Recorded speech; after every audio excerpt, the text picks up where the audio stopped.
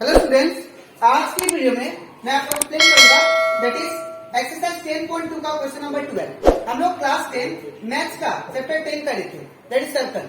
इसके पिछले वीडियो में मैंने आप लोगों को एक्सरसाइज 10.2 का जितना भी क्वेश्चन था दैट इज क्वेश्चन नंबर 1 से लेके 11 तक वो सारा एक्सप्लेन कर दिया था, ठीक है। और इसी के साथ साथ मैंने आप लोगों को एक्सरसाइज 10.1 का क्वेश्चन नंबर 1, 2 एंड 3 और इस चैप्टर का इंट्रोडक्शन पार्ट भी एक्सप्लेन कर दिया, ठीक है। तो अगर आपको सारा क्वेश्चन अच्छे से सीखना है तो आप लोग उसको मेरे YouTube चैनल में जाकर उसको देख सकते हो, ठीक है। इसी के साथ साथ अभी तक मैंने क्लास 10 मैथ्स का chapter revision, chapter 1, chapter 2, chapter 3 और chapter that is 8, chapter that is 6 और चैप्टर दैट इज 12 और चैप्टर 11, इन सभी चैप्टर का जितना भी एक्सरसाइज क्वेश्चन था और जितना भी एग्जाम्पल क्वेश्चन था वो सारा एक्सप्लेन कर दिया, ठीक है।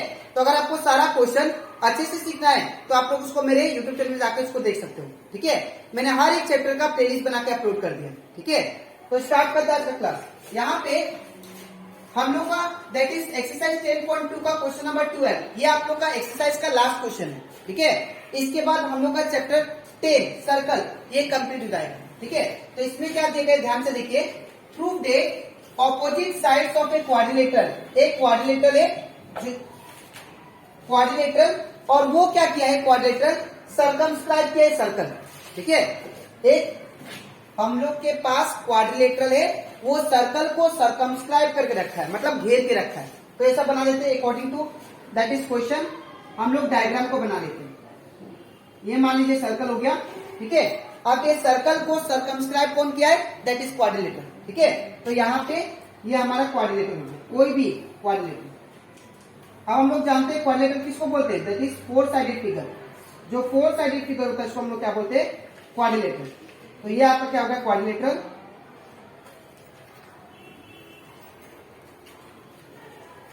ठीक है। अब ये क्वाड्रिलेटरल क्या किया है, मान लीजिए क्वाड्रिलेटरल क्या है, ए B C D.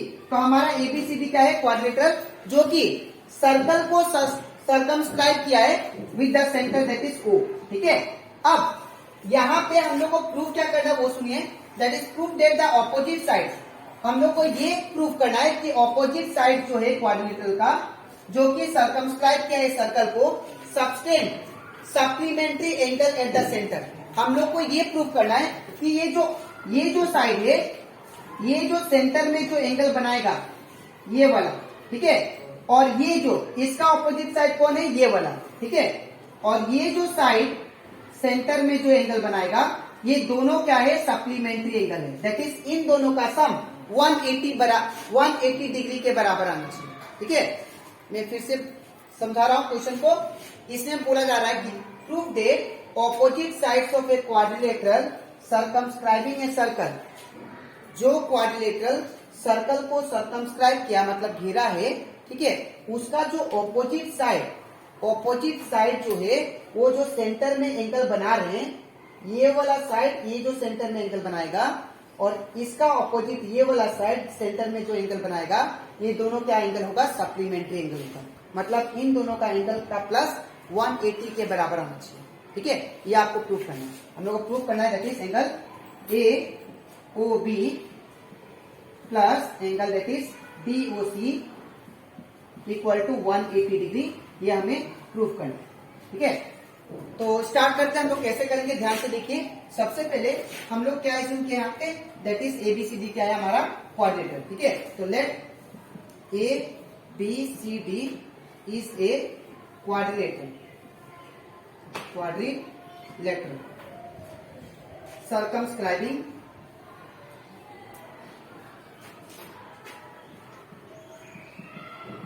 Circumscribing a circle, ठीक है।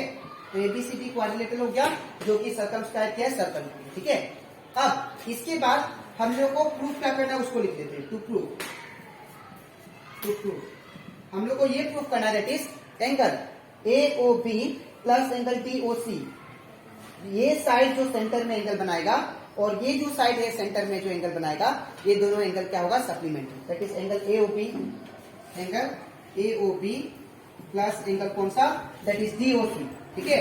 D O C equal to कितना होगा, 180 डिग्री। ये आपको प्रूव करना है, ठीक है। तो अब स्टार्ट करते हैं हम लोग प्रूफ। तो यहाँ पे सबसे पहले हम लोग लिखेंगे हेयर, दैट इज, अगर आप लोग ध्यान से देखो यहाँ पे ये प्रूफ करने से पहले मैं यहाँ पे दैट इज लाइन को भी ज्वाइन करूंगा। यहाँ पे मान लेते हैं यहाँ पे जो पॉइंट ऑफ कांटेक्ट है ए बी का वो है P, और इसका पॉइंट ऑफ कांटेक्ट Q, इसका पॉइंट ऑफ कांटेक्ट R, और ये S। ठीक है, तो यहाँ पे मैं कंस्ट्रक्शन करूंगा, जितना भी आपको पॉइंट ऑफ कांटेक्ट दिखाई दे रहा है उसको मैं ज्वाइन कर दूंगा टू द सेंटर। ठीक है, तो यहाँ पे मैं प्रूफ से पहले मैं यहाँ पे एक कंस्ट्रक्शन लिखूंगा।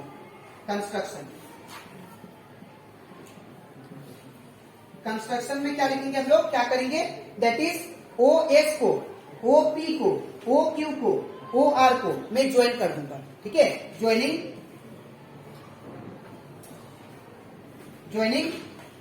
OS, उसके बाद OP, उसके बाद OQ, उसके बाद OR एंड OR, इन सभी को मैं ज्वाइन कर देता हूं। ठीक है, यहां पे सेंटर O है। ठीक है, इसको मैंने ज्वाइन कर दिया। ठीक है, अब ज्वाइंट करने के बाद अगर आप लोग ध्यान से देखो यहां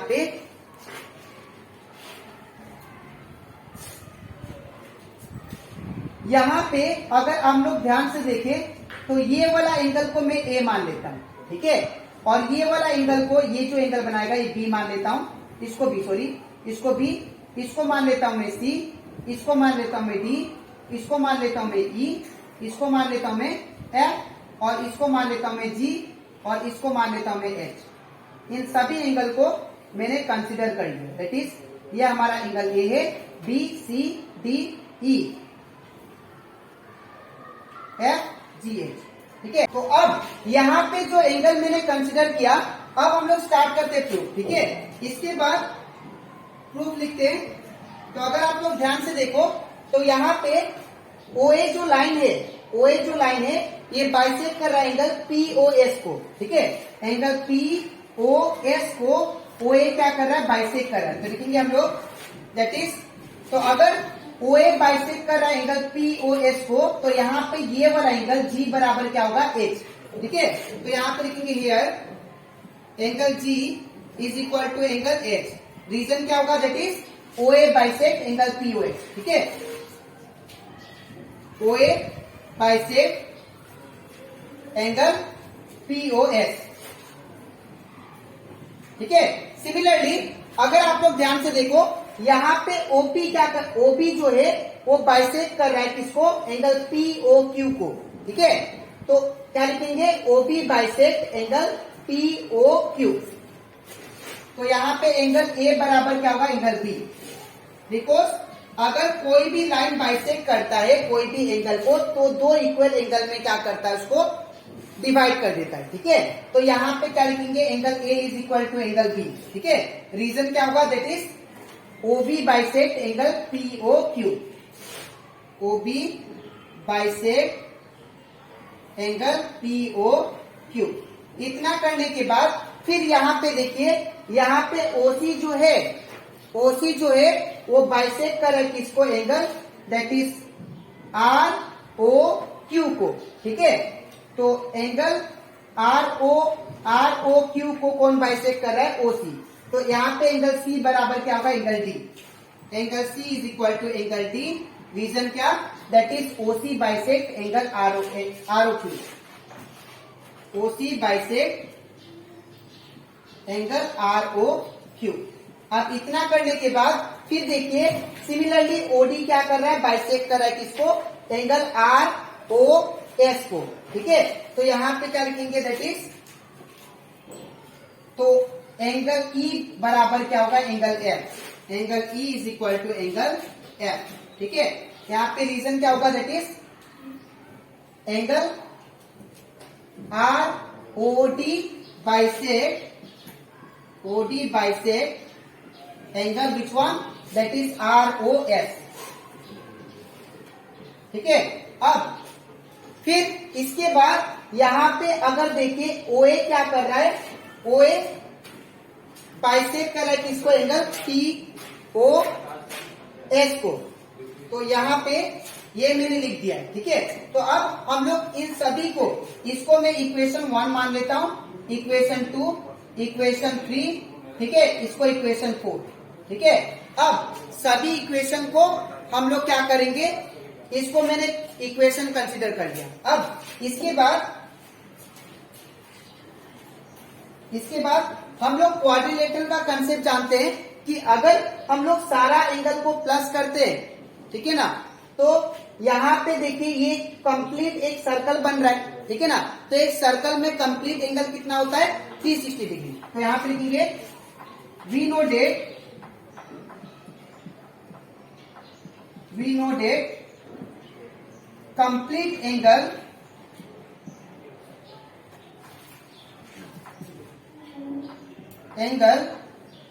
इज इक्वल टू कितना होता है, 360 डिग्री। अब मैं क्या करूंगा, ये सारा एंगल को प्लस करूंगा, ठीक है। तो यहाँ पे क्या होगा, दैट इज, अब मैं क्या करूंगा, इन सभी एंगल को प्लस करूंगा, ठीक है। तो अगर इन सभी एंगल को प्लस करूंगा तो हमारा कंप्लीट एंगल आ जाएगा, ठीक है। तो यहाँ पे देयरफॉर क्या होगा, angle A plus, angle B plus, angle C plus, angle D plus, angle E plus, angle F plus, angle G plus, angle H, ठीक है, इक्वल टू 360 डिग्री। इन सभी एंगल को मैंने प्लस कर दिया, ठीक है। अब इतना करने के बाद अब एंगल A की जगह पे एंगल A सेम लिखेंगे, प्लस एंगल B की जगह पे क्या लिख सकते हैं, देखिए एंगल B की जगह पे मैं एंगल A लिख सकता हूँ, ठीक है, अकॉर्डिंग टू इक्वेशन 1, ठीक है। तो एंगल B की जगह पे क्या लिखा है, angle A, plus angle C की जगह पे, एंगल C की जगह पे क्या लिख सकता हूँ मैं, एंगल C की जगह पे एंगल D लिख सकता हूँ, ठीक है। तो यहाँ पे क्या होगा, angle D plus angle D का angle D same, plus angle E का एंगल E सेम,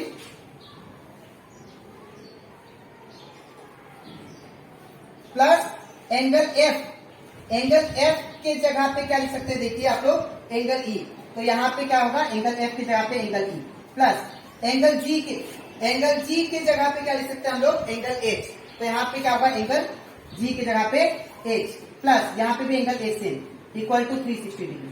इसके बाद यहाँ पे अगर देखो, यहाँ पे 2 एंगल A आ जाएगा, प्लस फिर यहाँ पे 2 एंगल D आ जाएगा, प्लस फिर यहाँ पे 2 एंगल E आ जाएगा, फिर प्लस यहाँ पे 2 एंगल H आ जाएगा, इक्वल टू कितना, 360 डिग्री। इसके बाद यहाँ पे अगर देखो ध्यान से आप लोग, इन सभी में 2 कॉमन है, ठीक है। तो 2 बाहर निकाल लेते हैं, तो ब्रैकेट में क्या बचेगा, angle A plus angle D plus angle E plus angle H equal to 360 degree, ठीक है।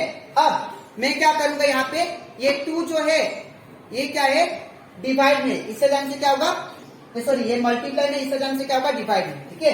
तो यहाँ पे क्या होगा, that is angle A plus angle D plus angle E plus angle H is equal to 360 degree by 2, ठीक है। अब इसके बाद यहाँ पे क्या करेंगे हम लोग, एंगल A, अब देखिए ध्यान से आप लोग, एंगल यहाँ पे A और एंगल H की जगह पे, एंगल A और एंगल H की जगह पे क्या लिख सकते हैं हम लोग, AOB। मैं काम करता हूँ, इसको एक साथ लिख देता हूँ, angle A plus angle H, ठीक है, और एंगल D और एंगल E को एक साथ, ठीक है। तो plus angle D plus angle H equal to, इसको डिवाइड करने के बाद कितना आएगा, 180 डिग्री, ठीक है। अब angle A plus angle H, angle A plus angle H, A plus H को प्लस करने से क्या आएगा, AOB, angle AOB plus angle, फिर angle D plus angle H, angle D, यहाँ पे सॉरी यहाँ पे H नहीं E है, ठीक है, आप लोग ठीक कर लेना E। तो angle D plus angle E, तो angle D plus angle E क्या है, दैट इज BOC है। तो यहाँ पे angle BOC equal to 180 degree, ठीक है। तो ये हमारा ऑपोजिट साइड का दोनों एंगल सप्लीमेंट्री आ गया, दैट इज 180 डिग्री। जो हमें प्रूव करना था वो हमारा आ गया, दैट इज जो प्रूव करना था दैट इज वो हमें आ गया, ठीक है। तो यहां से आपको लिखना कैसे मैं बता देता हूं। सबसे पहले आपको ये पार्ट लिखना है, ठीक है। ये वाला पार्ट और इसके नीचे आपको ये लिखना है, ठीक है। तो ये कंप्लीट होता हमारा, दैट इज एक्सरसाइज 10.2 का क्वेश्चन नंबर 12। तो यहाँ से हम लोग चैप्टर कंप्लीट कर लिए।